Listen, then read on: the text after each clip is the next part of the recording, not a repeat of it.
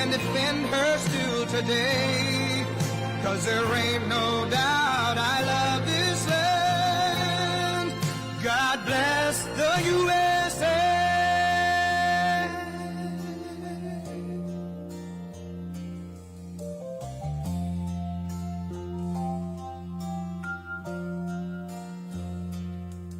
From the lakes of Minnesota to the hills of Tennessee, across the plains of Texas, from sea to shining sea, from Detroit down to Houston and New York to LA.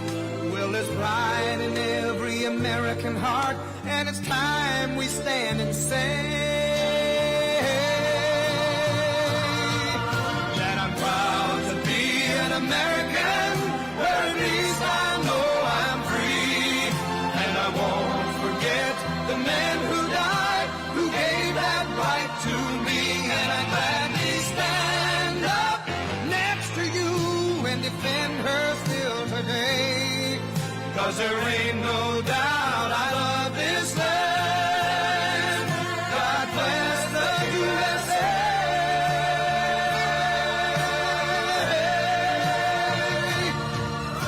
And I'm proud to be an American, where at least I know I'm free.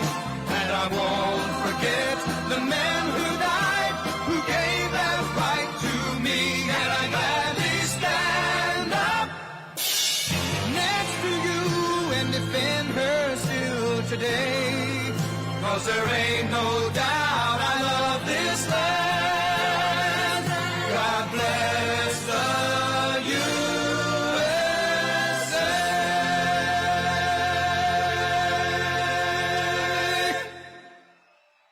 Thank you very much. Thank you very much. What a place. I've been here before. We spoke with you before. Who knew it was going to turn out this well, though, really? I told you we're going to do a lot of things. Nobody thought it was going to turn out like this. This has been crazy. But it's a true honor to be back at the Detroit Economic Club with the businessmen and women who are really the economic engine of America. That's what you are. You've become more of that since I've been in, a lot more. Factories and plants were going to close, and now they're going 24 hours. I just left Bill Ford. He's running his plant, 150 plant, 24 hours a day, round the clock. It wasn't running that way two years ago, I can tell you.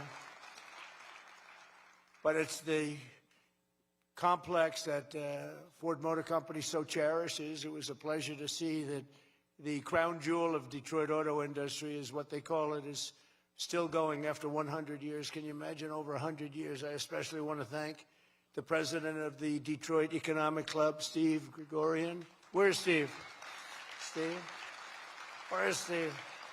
Hi, Steve. Nice-looking man. Nice-looking guy. And board chair Sandy Pierce. Thank you very much, Sandy. Thank you very much. And we have some very special people here. We have a man who's doing a fantastic job. I get angry at him every once in a while, but very, very seldom, because he's got what it takes. Treasury Secretary Scott Bessent. Scott? Hi, Scott. Hi, Scott. What a good guy. He's got a good pulse, doesn't he? Good pulse of what's going on. Thank you, Scott. He's been great. Michigan House Speaker Matt Hall. Matt. Hi, Matt. We did good in Michigan, Matt. We won the whole thing in Michigan, didn't we, huh? 3 times we won. You know that, right? They didn't give us credit the second time, but we won the second time. But we made the last one, Matt, too big to rig, right? That's what you got. That's the only way you win races in many cases. I got to tell you, it's too bad. I think they should get voter ID. Wouldn't it be nice? The Democrats are totally against voter ID. Who's against voter ID? How can you even campaign? We are against voter ID. How do you not get voter ID? You know what it means, Matt, right? When you're against voter ID, you want to cheat. That's all. There's only one reason you want to cheat, and they do cheat. They're terrible. Michigan Senate Republican leader Eric Nesbitt. Thank you, Eric. Thank you. Look good, Eric. State Senator Jim Runstad. Jim, thank you. Thank you. Thank you, Jim. Former Congressman Mike Rogers, who's running for the Senate, and he'll be a great senator. And he's going to be a great senator. He was a great congressman, and then he left. He went on to very big things. He did well, no matter where he was. And I think they took that away from you last time. I'll be honest with you, Mike. I really do. I don't like to get things going. I don't like to be controversial at all. But they rigged the election on you. Mine was too big to rig. You won. I'm telling you, you won. But you're going to do great this time. He's a great guy, actually. He's going to be an amazing senator. Thank you. Thank you for being here, too, Mike.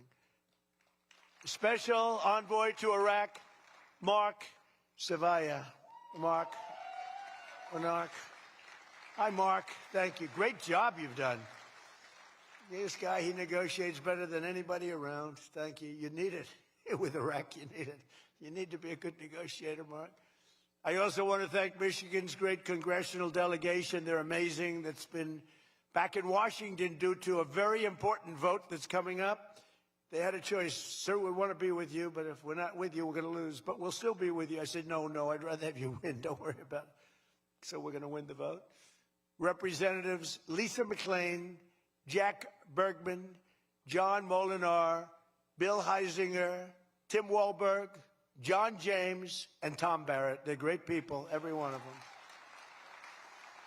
And as many of you remember, I came here at the height of the 2024 campaign to lay out my plan to bring jobs and factories and wealth racing back to the United States and coming back to the great state of Michigan. And just a few weeks later, the people of this state and the voters all across the country endorsed that vision in a landslide victory. We won everything. We won all 7 swing states. We won the Electoral College 312 to 226. We won the popular vote by millions and millions of... Oh, it's so nice to win the popular vote. I won the popular vote all 3 times, too, but we're not going to get into that. But the first time they said I didn't win the popular vote, but I won the Electoral College. So they'd always say, while he didn't win, this is the way I got introduced every time. While he didn't win the popular vote, he won the Electoral College, you know. So this is the way I was introduced for 4 years. And guess what? We said, I'm going back, and we're going to win and we won the popular vote by a lot. So they can't say that crap anymore. And the thing that was most impressive, we won 86% of all counties in America, 2,700 to 525. Think of that, 2,700 to 525. And that's why when you look at the maps on Republican, Democrat, with red being Republican, as most of you know by now, I think, every once in a while you see one where they have it reversed. I said, why we do that? Well, we think it looks better. I said, look, red is Republican. Let's not try and change the voters' minds on things. Just do it that way. And the map was virtually all red. That was about the counties. That was the 2,700 to 550, I think is the exact number. Most importantly, we won a historic mandate to make America great again. And that's what we're doing. We're making America great again like never before. And now, after less than 12 months in office, this is the easiest speech to make. I have great people, and all I'm doing is spewing off what the hell we've done. Even Venezuela wasn't too bad, was it, huh?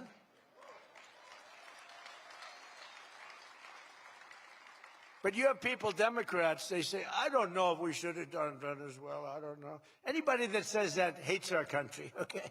That was as flawless an attack as there has ever been.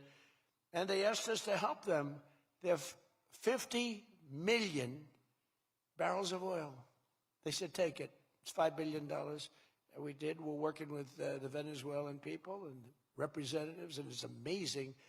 But that was an amazing situation. But we did al-Baghdadi, flawless. We did Soleimani, flawless. We did the Iran nuclear attack where we wiped out their nuclear capacity, which would have been very bad. You wouldn't have peace in the Middle East, flawless. We did them all flawless. I want to keep it going that way, too. I like flawless. Think about Jimmy Carter, the great Jimmy Carter, with the helicopters crashing, the hostages all over the place. Remember that one? Think about Sleepy Joe Biden with Afghanistan. What a disaster. The most embarrassing day in the history of our country, in my opinion. Real dope. Now, after less than 12 months in office, I'm back in Michigan to report to you on the strongest and fastest economic turnaround in our country's history. It's really been historic. There's never been, we're not 12 months, we're through 11 months. We've got $18 trillion being invested in our country. The most of any country ever was 3. We're at 18. There's never been anything like this. You are so lucky I allow you into this room to even be with me. I'm kidding. I'm kidding. The fake news will say Donald Trump thinks he's hot stuff. Right now I'm feeling pretty good, though, I will say. Oh, you're so lucky to be here. Under our administration, growth is exploding, productivity is soaring, investment is booming, incomes are rising, inflation is defeated, America is respected again like never before, and other than that, we're not doing that well. Now think of all those things I just said. Every single, inflation down, growth at an all-time high, stock market every day, 48 days in a row, 48 days during the course of 11 months, we hit a new high on the stock market, all of them. 1 year ago, we were a dead country. Now we are the hottest country anywhere in the world. That was said to me by many leaders. By almost every metric, we have quickly gone from the worst numbers on record to the best and strongest numbers, the most dynamic numbers, and an economy that is far ahead of even my optimistic. I had a very optimistic schedule, I thought. I didn't think it was, but people said it was very optimistic. Turns out to be very pessimistic compared to what we've done. But we'll go down as the greatest in history, greatest first year in history nobody's ever had, just based on the numbers, based only on the numbers, not based on me, based only on the numbers, because, you know, you get these guys like the governor of California likes to say how well he's doing. California's doing horrendously, but he says how well. We base it on numbers. There's never been numbers like this. Through 4 long years before I took office, crooked Joe Biden and his allies in Congress inflicted the economic nightmare known as stagflation. How many times have you heard the word? We hit it with Joe. We hit everything. What a disaster. Meaning low growth and high inflation. How does that work? Not good. So you have lousy growth and high inflation. In fact, it's the lowest growth ever and the worst inflation in the history of our country. That is really tantamount to not having a good 4 years, right? In other words, Sleepy Joe and the people that ran the auto pen were a complete and total disaster for our nation. They were a disaster for our nation. Had they won the election less than 1 year ago, we would have been, as I've often said, Venezuela on steroids. Now I'm Venezuela's biggest fan. We're working with them, but they came down from a very high number to a disaster, a disaster. And we would have been Venezuela on steroids, and we're bringing Venezuela back, and we're going to be great for Venezuela, great for our country. We're taking in, as I said, millions and millions of barrels of oil, and now they're coming in initially on a daily basis, 50 million, and values of over $5 billion. That's in 1 day. Just think of it, the biggest ships in the world can take 1 million barrels. The biggest ships in the world take 1 million. We have 50 million barrels. We need 50 of the biggest ships in the world just to get it out. We're bringing it in to be refined. It's an incredible feeling. It's great. Winning is a good thing. We're going to work with Venezuela. We'll make that country very strong again. We'll get oil prices down even further. We have it down at about a 6-year low, 7-year low, but we're going to get it down further. Joe Biden gave us a colossal stagflation catastrophe, but my administration's rapidly and very decisively ended that. We have quickly achieved the exact opposite of stagflation, almost no inflation and super high growth. So we have the highest growth we've ever had. Think of that. The highest growth we've ever had, and we've only been there 11 months. Think of what we can do for the rest of it. But do we have wood around here? I want to knock on a little wood. They have one little, everything's plastic nowadays. It's very tough. Now we have the greatest growth, and we have, inflation way, way down.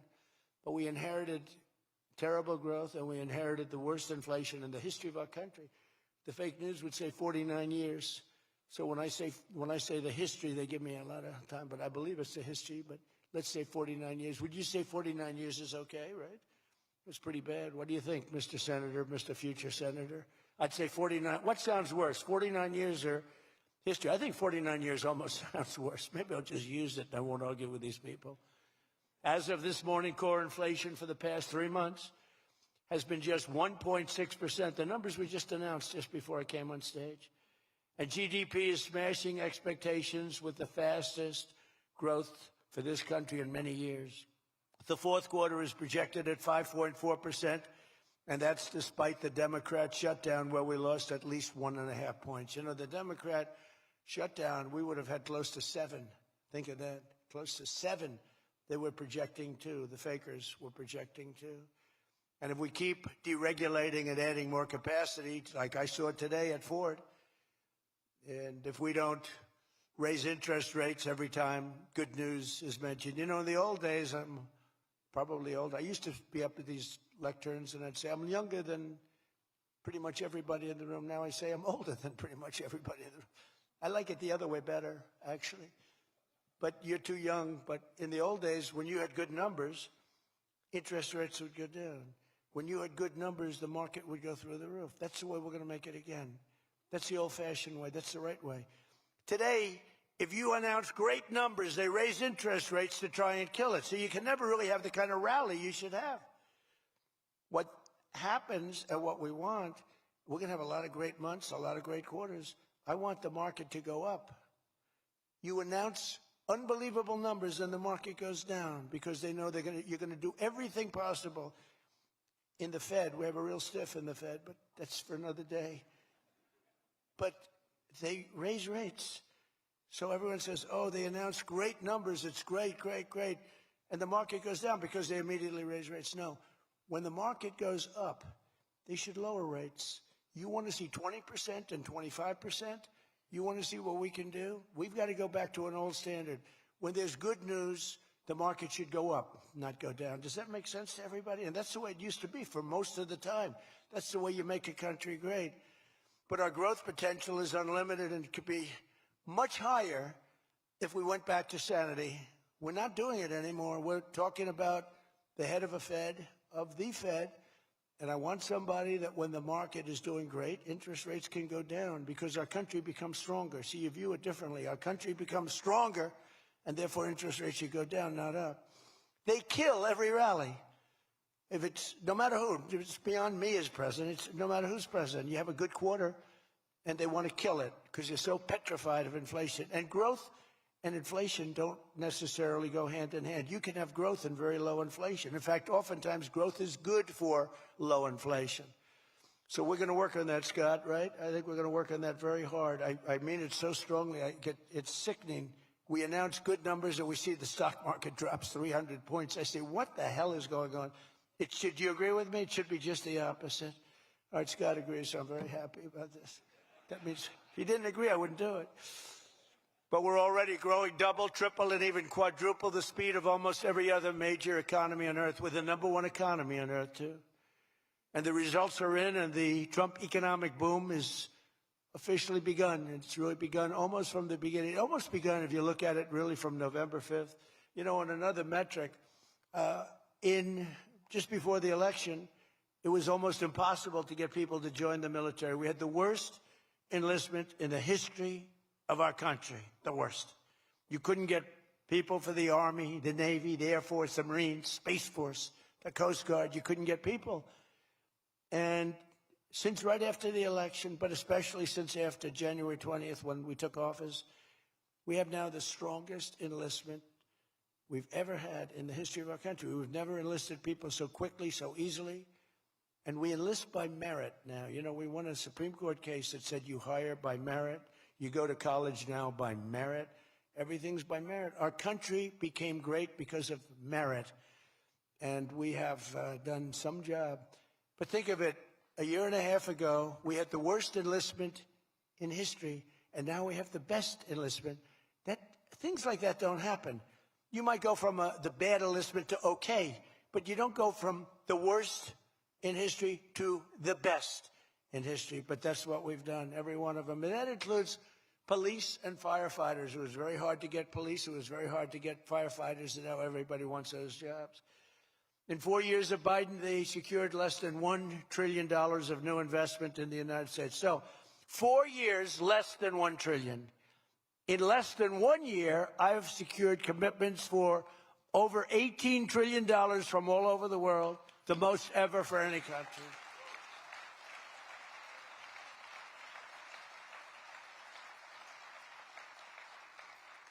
Think of that, though.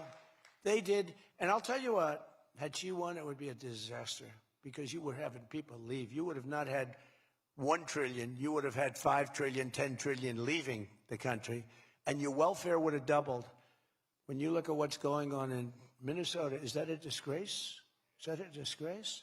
But we'll talk about that. Under Biden, we had the highest trade deficit ever recorded, losing more than $1 trillion every single year. How about that? It was killing Michigan, and everywhere else in our country was being absolutely destroyed. But in a matter of months, largely because of tariff income and the election result, we've slashed that gaping trade deficit by, in a short period of time, 62, it just came out, 62%. People are stunned. The fake news back there, look at those cameras rocking and rolling. No, the fake news back there is, they're very upset about it, actually, but they're stunned. They can't believe it. We cut our trade deficit in actually 10 months was when the number came out. We cut it by 62%. It's going to go better than that now.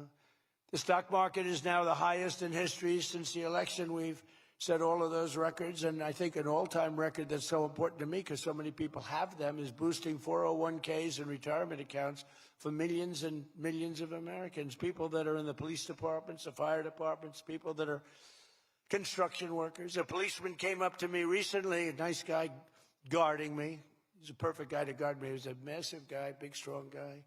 He said, "Sir, you made me look so good in front of my wife. My wife thought I was a horrible investor because every time I invested, we lost money. And we have a 401k, and I'm up like 85%. She thinks I'm Warren Buffett. She thinks I'm brilliant. She's now calling me brilliant. It makes my life much easier. I love my wife much more now. She calls me brilliant every time." I said, "Don't worry, you're going to do even better for the next 3 years." But one of the biggest reasons for this unbelievable success has been our historic use of tariffs. There was the tariff that made America strong and powerful in past generations, and then we got off it and we went to the income tax system. Great going, fellas. You know, we were the strongest in 1887, relatively speaking. That was around the McKinley time, and Teddy Roosevelt and some others, but we were really strong. It was all tariffs. And I know what happened. Some of these countries got together and they say, "Hey, convince the United States that it's no good, the tariff system is unfair to us." And so some genius, I know who, I don't want to get into it, but some genius said, "Oh, let's go to an income tax system." So instead of foreign companies and countries paying everything, the people started paying. And then after that, you had a depression, but that was a long time. That was in like 1913, you had the tariff switched into income tax. And then in and they like to blame tariffs. You ever notice they blame tariffs? No, they brought tariffs back in 1932. They brought them back to try and save the sucker. But it was in 1929, because a lot of people, you know, the anti-tariff people. Now, an anti-tariff person is a pro-Chinese person, like Coke. This guy's fought me in every election I've ever been in, and I've kicked his ass. He inherited a lot of money, and I don't know the gentleman. But he fights me, and then he goes out and says, "I made more money with Trump than I ever made in my life." And then he supports these other people that were total losers.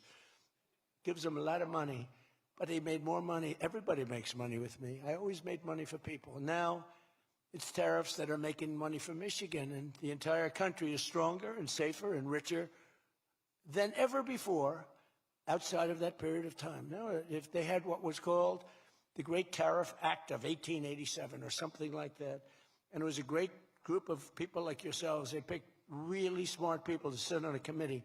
They had so much money, they didn't know what to do with it, and they wanted to have the money given away. You know, we built the Panama Canal out of tariffs. We did a lot of things. Panama Canal was the single biggest investment, relatively speaking, that this country's ever made. Would be the equivalent of trillions of dollars today. And Jimmy Carter gave it away for $1. It was also the most profitable thing ever built. In other words, like buildings or casinos or anything, the most profitable thing ever built was the Panama Canal. And brilliantly, Jimmy Carter thought the country of Panama should have it, even though we lost 36,000 people to the mosquito. You know that, right? To the mosquito and a certain snake, which was not a very nice reptile. This was a brutal reptile. You got bit, it was over. It was just like, bye-bye, everybody. We lost 36,000 people. Malaria, the mosquito, and the snake. And he gave it away for $1.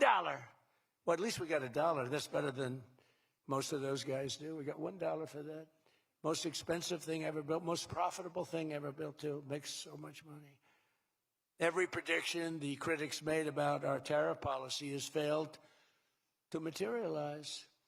The evidence shows overwhelmingly that the tariffs are not paid by American consumers, that they're paid by foreign nations and middlemen. And Scott went over that with us before, and they're paid by middlemen. They raise the thing. Countries get involved. They pay them because otherwise they won't have companies. They won't be viable. And we're the big beneficiary. Once again, the so-called experts were 100% wrong, and Trump was right. People of Michigan were 100% right. You elected the right guy. If you had the other person, everybody, we wouldn't even be having a meeting today, probably. There'd be no meeting. The economic club would be saying, like, man, we're doing bad. It's going to be awfully tough to get people to show up. This is going to be tough, the chairman. This is going to not be a good day for us. We don't want to have, let's cancel the meeting immediately. The Trump tariffs have delivered us trillions of dollars of new investment, unprecedented new partnerships on minerals, rare earths, defense, and artificial intelligence, and historic levels of foreign military sales. You know, you have the Supreme Court now going to rule on whether or not we can use tariffs. Can you believe this? A case brought about by people that are China-centric. Foreign-centric, but China-centric. I wouldn't want it if I was China either. You know, China's one of our biggest taxpayers right now. China, would you ever believe you'd hear that? And they've been great. My relationship with President Xi has been great. But we have a group that's foreign-centric, China-centric, suing, and we'll figure something out if we don't win. But we should win. I mean, we should win. So great for national security. I ended 8 wars. Think of that. 8 wars. And without trade and tariffs, you wouldn't have been able to end any of them. But they've brought hundreds of billions of dollars pouring into the United States Treasury, helped curb inflation, and helped cut the federal budget deficit by a staggering 27%. And that's only for a short period of time. The number's much bigger than that when you add in the full year. And I've told people I got into a lot of trouble because of the fake news back there. I told people, I said, tariff is my favorite word. I said, my favorite word of every word is tariff. I've loved it for 40 years. I came here many years ago. Remember, they said I didn't come here. Then they found out I did. I got an award in Detroit, in Michigan, many years ago, and still have it. They said it never happened. It did happen. Turned out I didn't notice any apology. But all I did was talk about you're losing your car industry. This was long before I ran for politics. They said you're losing. I said, why are you allowing these foreign nations to take your car? You know, you lost 57% of your car industry. The good news is you're getting it back. But I said, why aren't you using tariffs? I've been very consistent, I will tell you that, for years and years. Even as a private businessman, for years I used to, because I got, for whatever reason, a lot of publicity always.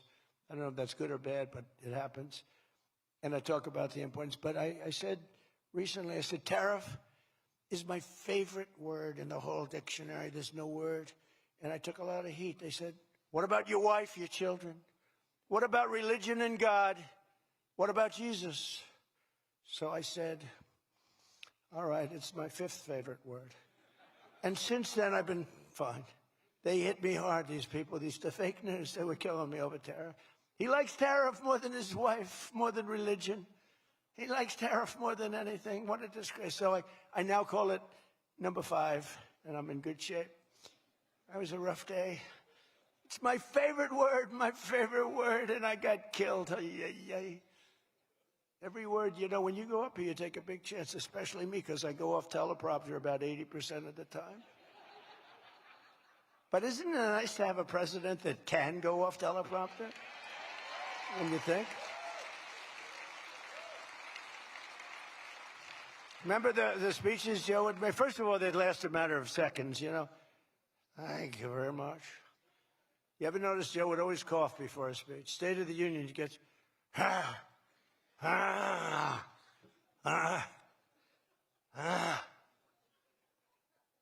ladies and gentlemen. And then it would be like very short. Although the one time they had him spruced up pretty good, remember? He was high as a kite. He was floating. He was up there way up. That was a bad speech. But, hey, you got through it, you know? You got through it, if you call it getting through. This country was so, can you imagine allowing 25 million people into our country, many of them criminals, many of them murderers? What he did to this country, what they did, because it was the people surrounding that beautiful, resolute desk. But just as I promised you that I've imposed a 25% tariff on all foreign automobiles, I'm standing up for the American auto worker like no president has ever stood up before. You know, those tariffs are keeping the foreign auto workers. Now, if they want to come in and build the plant and hire you and hire your friends and your neighbors, that's great. I love that. Let China come in, let Japan come in. They are. And they'll be building plants, but they're using our labor. U.S. auto factories are now seeing more than $70 billion of new investment. Think of that. They were leaving. They were all going. They were going in the opposite direction. Now they're pouring back. It's the greatest. Nobody's ever seen anything like it. And much of that money is coming right here to the car-making capital of the world, Detroit. You lost, I mean, so many places. Since I took office, Ford has announced it will invest $5 billion across its Michigan and Kentucky plants, creating 4,000 new jobs. GM is moving production of the Chevy Blazer and Equinox from Mexico right back here to America. Right? Is my favorite auto worker here by any chance? You know who I'm talking about? What happens? Where's Brian? Brian, oh, I see. He made some cash. He's have to. Oh, he's been very disloyal to Detroit. We're gonna have to. He is such a great guy, right? Man, that guy fought for me when it wasn't the popular thing to do. He fought for me from day one. Well, you tell him I said hello to him, all right? That guy, he got it. 4 years ago, he got it right at the beginning. He understood it better than anybody, better than the great economists. They had no clue. And Stellantis is investing $13 billion to expand its U.S.-based manufacturing plant by more than 50%. Stellantis doing a good job. Never before has an administration achieved such sweeping and dramatic turnarounds as have taken place just in this very short period of time. I mean, you're talking about 11 months. 11 months and you have a different business. 11 months and you're booming. I just spoke to an AI guy, and that's booming too. You know, we're leading China in AI by a lot. I'm letting them build their own electric plants because people are saying, you know, the amount of electricity they need twice as much as electricity currently in the United States for every other business, home, factory. They need double. So I said, we can't do that. And then I had the idea. When they build these $50 billion plants, I'm going to let them build, and they're already building big electric plants to take care of their plant. And any excess electricity, they'll sell it back to our country. It's an unbelievable, and therefore, we're going to build, I think if they really added, you know, you hear how much, and I have great respect for China, but you hear they're building a lot of electricity, but we are too. But we're having it built privately. They're going to own their own electric. They're becoming their own electricity producer. And when they heard this idea, they thought it was great, but they didn't take it seriously because they said it's too good to be true. But then they realized that I was serious. They were getting them 2- and 3-week approvals. They don't have to wait for 20 years before they get rejected. You know, in the old days, they had to wait for 20 years, and then they get rejected at the end of 20 years. Guys would give up their whole career trying to get one approval, and then they get rejected. In every aspect of our agenda, we're putting America first, and nothing will stand in our way. Nothing's going to stand in our way, nothing. So one of our top priorities in this mission is promoting greater affordability. Now, that's a word used by the Democrats. They're the ones that cause the problem. The one thing, they stick together. They don't have some of the people that we have. I don't know, it's a genetic thing. It's something in the blood. We got some real losers. Mostly great, but I wouldn't use the name Romney because I'm in his sort of territory, so I would never use that name. But all right, I'll use it. They don't have a Mitt Romney that votes against everything. They don't have a Rand Paul that votes against everything. I got him elected twice. He was a stone-cold loser. I went to Kentucky where I won by a lot. I did a rally for him.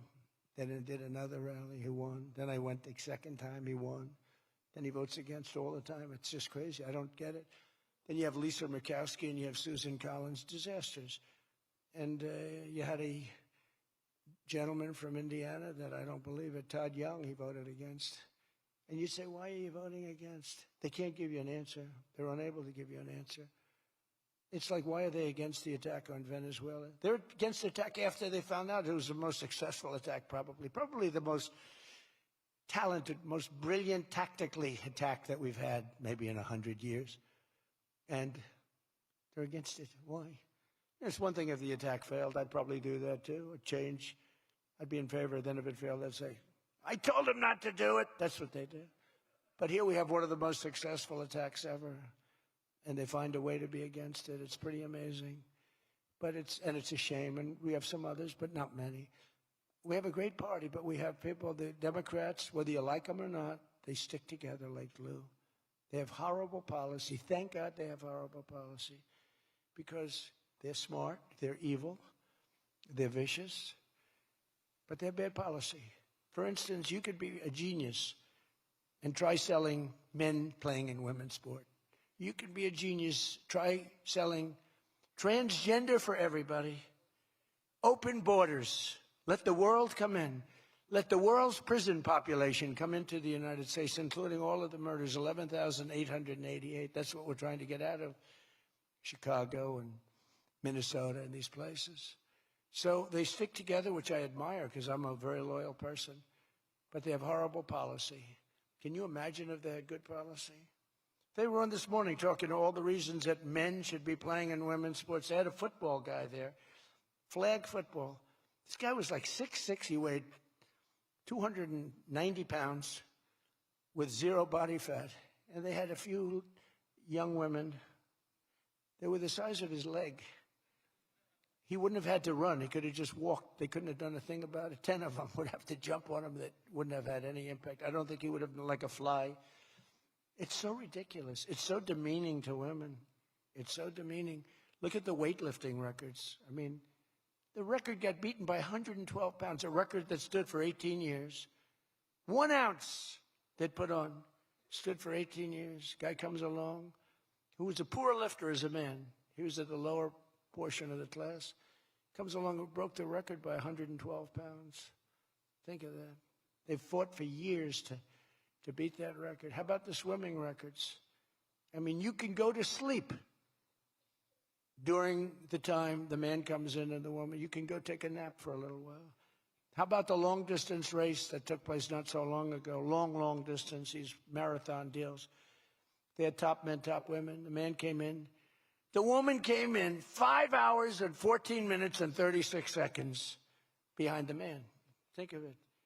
You're waiting. The man comes in. Now you're waiting 5 hours. What do you do if you're the parents? You go home and sleep for a while. Who the hell wants that? It's so demeaning to women and who are great athletes. It's so demeaning to them, and it's right now in the Supreme Court. I can't believe it would even go to the Supreme Court. I mean, could you imagine 20 years ago talking about men playing in women's sports? They'd think you're crazy. Or transgender for everybody? If you said there will be no mutilation on children, that's one of my standard lines. We will not allow the mutilation of a child. Can you imagine having to say that 15 years ago? People would say, is that guy crazy? Of course we won't. But we're living in a different time. It's a crazy time we're living in. After real wages plummeted by $3,000 under Sleepy Joe Biden, real wages are up by $1,300 in less than 1 year under President Trump. For construction workers, wages are up $1,800. Don't forget, they were down $3,000. Factory workers over $2,000, and for many other workers, over $5,000. And I just gave the military, because we're doing so well, we're taking in so much money with the tariffs, I just gave them $17.76. You saw that, right? Did you see that? They had 75, and I said, you know, if you had one more dollar at $17.76, they said, that was a good idea. We could afford one more dollar. We gave them $17.76. Meanwhile, grocery prices are starting to go rapidly down. Rent is down. Airfares are down. Hotel rates are down. Cell phone prices are down. And we're just getting started. But more importantly than going down, our growth is through the roof. It's way up. Among my first acts in office was to end the radical left war on oil and gas and stop the crusade to kill American energy, and frankly, to open up cars so that you don't have to have an electric car. I love electric cars. I think they're great. I like Elon a lot. I don't think he was too happy with my policy of opening it up, and I can understand that. But I've been saying it for 4 years. They wanted everybody to have an electric car in a very short period of time. There was no way to build the stations. There was no way to get it done. I want you to have gasoline-powered cars. I want you to have electric. I want you to have hybrids. I want you to have everything. Hydrogen, I don't know about. I'm hearing it's not testing so well. It's fine, except when there's an explosion, you're a goner. Now, have you heard that with hydrogen? One guy is trying to sell hydrogen, and I say, yeah, but, sir, that only happens 1 in 100. Oh, great. When it happens, they find the body like 300 yards down the road. So I said, I'll pass on hydrogen. Maybe there's something I don't know about, but is anybody in the hydrogen car business? Gasoline is now under $2.50 a gallon in 17 states and under $2 in many places. We have some states it's $1.95, $1.99, $1.97. As we speak, these are gas stations, and think of that. We have gas stations in the Detroit area where you can fill up for less than $2.30 a gallon, whereas 2 years ago it was $4.50, and in many places it was way over $5. Think of that, $2.30. You see it. That's like a massive tax cut, which we gave you under the great big beautiful bill, by the way. No tax on tips, no tax on Social Security, no tax on overtime. And with our extremely successful operation in Venezuela earlier this month, that number soon is going to go lower because we're going to have a lot more energy. We're going to have a lot more, as opposed to a country that's going to be totally shut down. No fuel, no gasoline. And it's, you know, they say it's got more than Saudi Arabia. Who knows? It's got a lot. And by the way, to all Iranian patriots, keep protesting. Take over your institutions if possible. And save the name of the killers and the abusers that are abusing you. You're being very badly abused. If the numbers are right now, I hear 5 different sets of numbers. I hear numbers. Look, 1 death is too much. But I hear much lower numbers, and then I hear much higher numbers. But I say save their names because they'll pay a very big price. And I've canceled all meetings with the Iranian officials until the senseless killing of protesters stops. And all I say to them is help is on its way. You saw that I put tariffs on anybody doing business with Iran. Just went into effect today. And I say make Iran great again. You know, it was a great country until these monsters came in and took it over. And it's all very fragile. It would have happened to us, I'm telling you. If I didn't win this election, it would have happened to us. In the coming weeks, I will be laying out even more plans to help bring back affordability. And again, remember, that's a fake word by Democrats. Prices were too high. They caused the high price. They never want to talk about affordability. They always go, this is an election about affordability. I say, they caused it. But they're good at that stuff. They're good at that stuff. They're fake, and they're good at that stuff. It's an election about high prices that was caused by the Democrats and that I brought down a lot. And remember, when you see energy coming down like I brought it down, and gasoline coming down, that brings everything else down. It's so much bigger than any other factor. When gasoline gets to be $1.99 a gallon, everything comes down. The donuts come down, the truck that delivers the donuts, the stove that makes the donuts, the whole thing, it all comes down. And it's coming down much faster than anybody can even believe. And remember, though, I always say, because here normally when that goes down, the world comes down. That's the bad way of bringing it down. Our growth is through the roof. So I always want to say that whenever I say prices are coming down, but our growth is going way up. 2 beautiful events, the exact opposite of the Biden administration. As part of those efforts at Davos next week, I'm going to provide much more detail about our housing policies so that every American who wants to own a home will be able to afford one. We have some great things happening with housing, as you know. You saw the $200 billion buy-in on bonds and mortgages. This will include a ban on large institutional investors buying up single-family homes all over the country and making it impossible for people to buy a home. And I've also announced that the U.S. government is purchasing $200 billion of mortgage bonds to bring down mortgage rates, and it's had a huge impact. It's already started. And just last week, the average 30-year mortgage dropped below 6% for the first time in many years. It's coming down very rapidly, and that's not with the help of the Fed. If I had the help of the Fed, it would be easier. But that jerk will be gone soon. In addition, I proudly called for the credit card companies to cap interest rates at 10% for 1 year because they're getting 28% and 30% and 32%. And it's unfair. The rates are way too high. To provide further relief to hardworking Americans, we'll also be confronting one of the biggest factors in driving up prices, the monstrosity known as the Unaffordable Care Act. You know what that is, right? It's Obamacare. It's a great name, Unaffordable Care Act. Nope. Did anybody ever think of that one before? It's true. It's the Unaffordable Care Act. Obamacare was a gift to make health insurance companies rich at the expense of the American people. In particular, the so-called enhanced premium tax credits were a corrupt payoff to the insurers, whose stock prices went up more than 1,000% after Obamacare was signed. I want the same money I want it to go directly, very simple. I want the money, those big amounts of money paid for by the government, to go directly to the people so they can buy the health care that's right for them. They can negotiate their own deal, health care savings account, but they'll buy their own health care, and everybody loves it. That's why later this week, I'll announce our health care affordability framework that will reduce premiums for millions of lower drug prices, delivering price transparency and demand honesty and accountability from insurance companies all over the country, all over the world, actually. Healthcare costs will come down very fast with my most favored nation executive order. We're doing most favored nation drug prices. When we would have drug prices stay the same, everybody thought it was great. They're going to be coming down thousands of percents. We're standing up to special interests and slashing prescription drug prices by 300, 400, 500, and even 600% and more.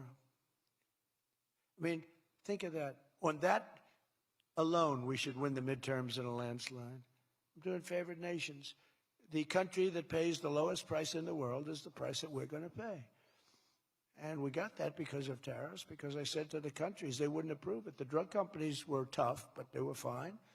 But they said the countries will never do it because you have a pill that sells for $10, you have to sell it for 20 or 30, so you'd have to double or triple the price of their health care there for prescription drugs. Ours would come down from $130 to $20.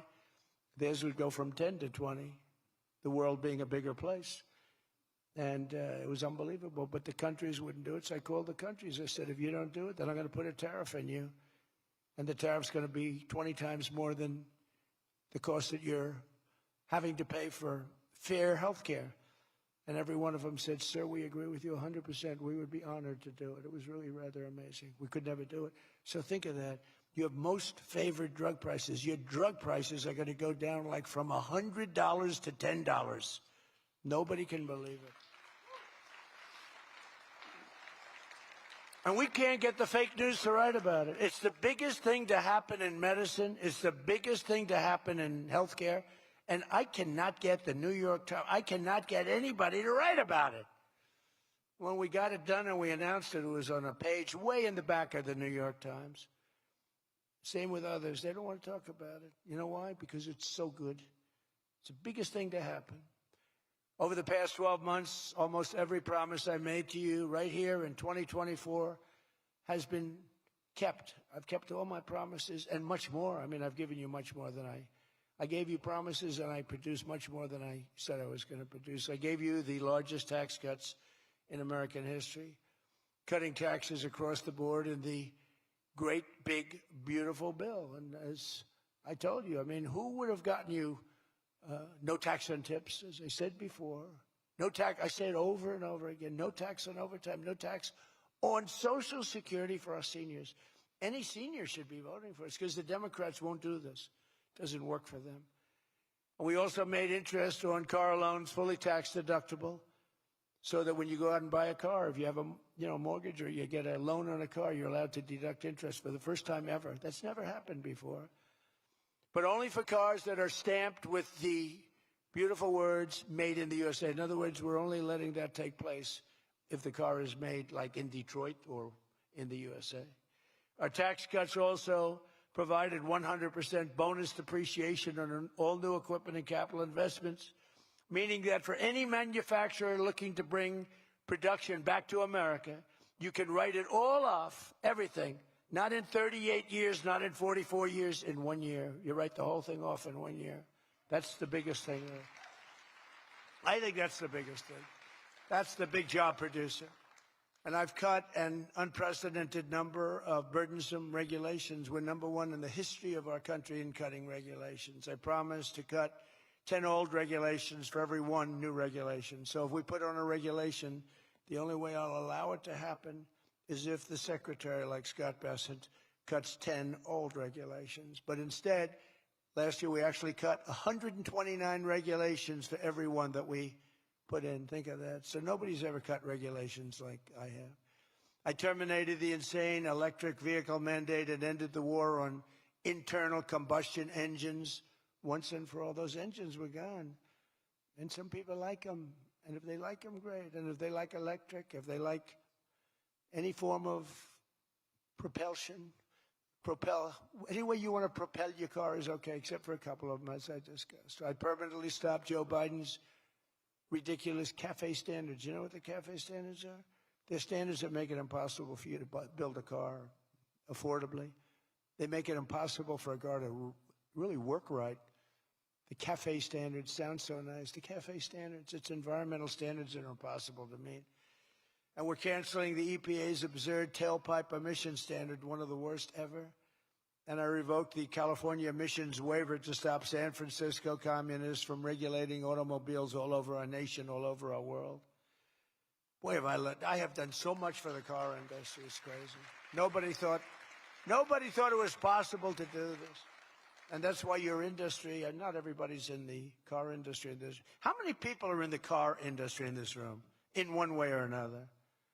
That's a lot, relatively. It's not bad. Another urgent priority for bringing down the cost of living is to stop the colossal fraud that is bleeding American taxpayers absolutely dry. The fraud being committed by the Somali population in Minnesota. Have you heard of them? They're lovely people. Is monumental. And California, Illinois, New York, and others are just as bad. Our country has been losing over $500 billion to fraud every single year, but those days are over. We have the best group you've ever seen assembled going after fraud. In Minnesota, we're cracking down on the Somali scams, ending the brazen and shameless theft of taxpayer dollars. Well, it's going on in Maine, too, with Somalis. You know, and they don't take our ships anymore. You know why? We hit them with the same missile that we used to hit the drug dealers coming in with the boats. You know, we have drugs coming in by sea down 97%. You've seen that? 97%. And we're trying we're really trying hard to find out who the hell is the other 3%. But we have them down 97%. And we're going to start hitting them by land, too. The hard part is done. By sea, nobody's coming. It hasn't been great for the fishing industry, however. Those that have a fishing boat, they're having a hard time getting customers. But you can't have everything. Nobody wants to go on boats. Nobody wants to go like 25 miles an hour. When you see a boat with 5 engines on the back of it going 65 miles an hour, and it's loaded up with hundreds of bags that you see cellophane with white, typically it's not fishing. How about the couple of submarines we took down? We took out 2 submarines, and the Democrats say they were fishing. No, they were submarines. They build a very fast, it's a drug-carrying submarine. They have a lot of money. And we took them out, and the Democrats claimed that they were fishing. We shouldn't ruin people's beautiful fishing journey. It's unbelievable what we have to go through. It's really a shame, actually. We've frozen all children's payments to those states that we're talking about, and we will now require proof of attendance in order to receive federal funding for child care or any of that. How about all these child care places in Minnesota where there is no children? They go there, they get paid millions and millions of dollars. The biggest operation in all of Minnesota had no children. And we pay millions of dollars. They're scammers. They're scammers. They always will be. And we're getting them out, and we're not going to pay them. We're not going to pay Minnesota. Right, Scott? We're not paying Minnesota any more money for that, any of that crap. It's a big scam. It's a giant scam run by an incompetent, crooked governor. He's an incompetent, crooked guy. And also we're freezing any and all welfare payments going to illegal immigrants that will start effective immediately. So when illegals come into California, Gavin Newsom, they come into California and they send us bills for people coming in. We're not paying it. So we're working on that very strongly. Just don't pay it. As Nancy Reagan would say, just say no. Remember Nancy Reagan? Just say no to drugs. It's a little more difficult than that, I guess, right? But just say no. Additionally, from this moment forward, if you're on public assistance like almost all Somalis are, did you see where 94% of them are on public assistance? You can't wire money out of the country back to your bank account from where you came. But more importantly, we probably aren't even going to give them the money anymore, the money going to them, because of the tremendous abuse and probably illegality being perpetrated on our country. We're not going to give them the money. We're not giving them the money. It's massive numbers of people are scamming our country. You know, they came from a place with nothing, and they come here and they drive around in Mercedes-Benz. You know, the Mercedes-Benz dealers do well in that area of Minnesota. Can you believe it? They have nothing. They get welfare payments, and they have Mercedes-Benzes. It angers me so much, but we're going to straighten out our country. This was done under Biden and Obama, very much under Obama. It all started under Obama. And we just can't. We've got a great country. We're not going to screw it up. But this was one of the great scams ever. They have the same thing, Somali in Maine. Who would think? I never saw that happening. But in Maine, it's really crooked as hell, too. But it's not just Somali. It is them, but it's not just. There are many other places, many other people. The whole country. If we stop this fraud, this massive fraud, we're going to have a balanced budget. That's how much money you're talking. We'll have a balanced budget without all the growth I'm talking about. And then you add the growth, we got one hell of a country. We're giving 90-day notices to places like California, Scott. Right away, we're going to send out that notice. Who would bill the federal government as people poured into the state to send those people back, because no country can afford to do it. No country can afford to take in millions of people, pay for their education, their health care, their hospitals. You just can't do it. And we all have a heart. You can't do it. But many of those people are murderers. They're people released from jails, prisons, mental institutions, insane asylums. They're people that are drug dealers. They're addicts. Additionally, starting February 1st, we're not making any payments to sanctuary cities or states having sanctuary cities, because they do everything possible to protect criminals at the expense of American citizens, and it breeds fraud and crime and all of the other problems that come. So we're not making any payment to anybody that supports sanctuary cities.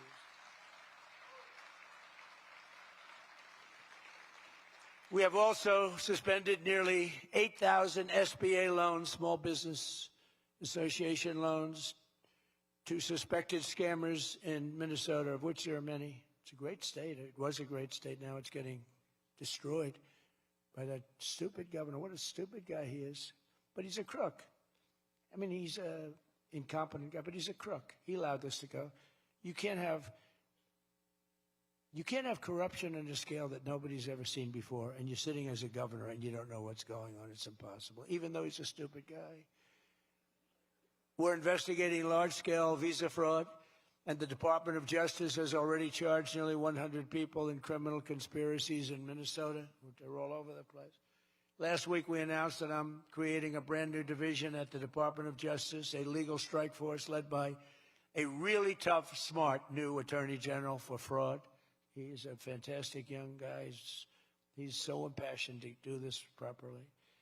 We intend to imprison any fraudster, politician, or public official involved in these sick plots to loot and pillage our country. Think of that Ilan Omar. She lives in Somalia. They don't have a government. They don't have a military. They don't have police. They don't have anything. All they have is murder and robbing ships, bringing in ships, pirates. That's stopped. Same missile, ping. That's the end of them. It's amazing how that can stop corruption. Those missiles, they never miss, you know. The same one, exactly the same one. But think of it, she comes from a country with nothing, and she comes here and she tells us about our Constitution. I have a constitutional right to rip off the country. I guess she's a total scam artist. Anybody knows it. How do you let her get away with it? AOC +3. She was one of the three. They're all scammers. They're so bad for our country. They're so bad for our country. Our ICE operation in Minnesota, for example, is finding hundreds of killers, violent predators, and child rapists, some of the worst criminal offenders anywhere in the world, murderers all over the place. All we want to do is get them out. Did you see the pictures that we put up? Hundreds of them. Murderers wanted for murder, wanted for the worst drug selling. One of them is one of the biggest drug dealers in the world. And vicious, sells bad drugs too. Bad drugs, like if you take a tiny little morsel, your child is dead. And we're getting them. But it's hard to get them because they make it so impossible for you. And you wonder why. Why would they do that? You know, do they want to live with murderers? Do they want to live with these people that are emptied out from prisons? They have a lot of people. One of the reasons I was so angry with Venezuela, they emptied their prisons almost entirely into the United States of America. Tren de Aragua was the gang. One of the worst, probably the most violent gang there is anywhere in the world, they say. We're getting them out. We've got a lot of them out already, but we're getting them out. We're also going to revoke the citizenship of any naturalized immigrant from Somalia or anywhere else who is convicted of defrauding our citizens. We're going to get them the hell out of here fast. And if you come to America to rob Americans, we're throwing you in jail and we're sending you back to the place from where you came. We're throwing you right in jail. And they know it, too. And one of the reasons they're doing these fake riots, I mean, they're just terrible. I mean, you see it's so fake. Shame, shame, shame. You see the woman, that's all practice. They go practice. They go to areas, they take hotel rooms, and they all practice together. It's a whole scam. We're finding out who's funding all this stuff, too. We pretty much know. But in conclusion, as we liberate our country from this cultural scourge and the plague of corruption and fraud, we'll rediscover the natural energy and native spirit that truly makes America great again, like we're doing with Detroit and Michigan.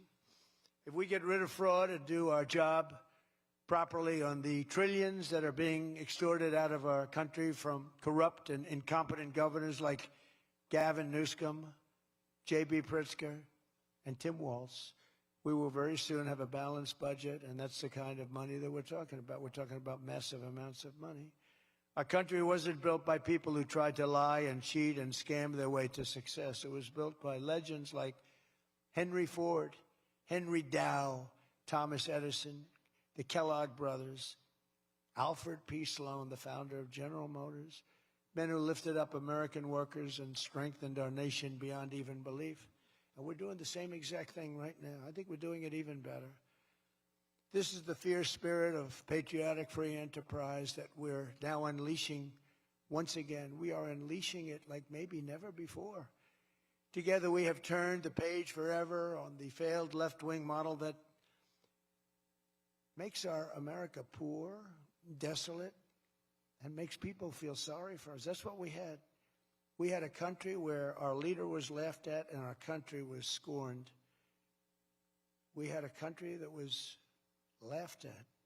They laughed at us. 2 years ago, they laughed at us. They thought we were fools. They thought we were stupid people. Now we're seeing that they're not the smart ones. We are.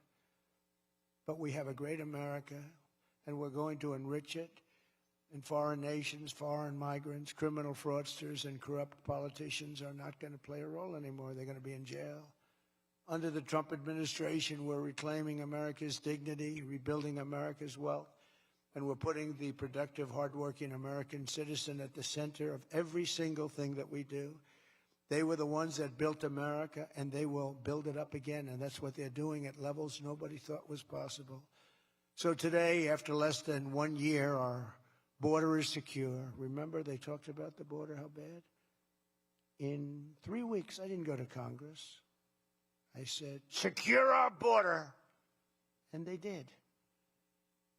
Remember Biden, he said, I have to get approval from Congress. Had nothing to do with Congress, had to do with respect. Our spirit is restored. Inflation has stopped. Wages are up. Prices are down. Our economy is booming like I think you'll see soon, like never before. Our military is strong and unprecedented. I rebuilt our military in my first term. Our workers are thriving, and our auto industry is returning to the country where we all began and where it all began, and frankly, a country that we love. The United States is winning again, and we're rapidly making America and the great state of Michigan greater and more prosperous than ever before. I want to again thank the Detroit Economic Club. You do a fantastic job, so respected. God bless you, and God bless America. Thank you very much, everybody. Thank you.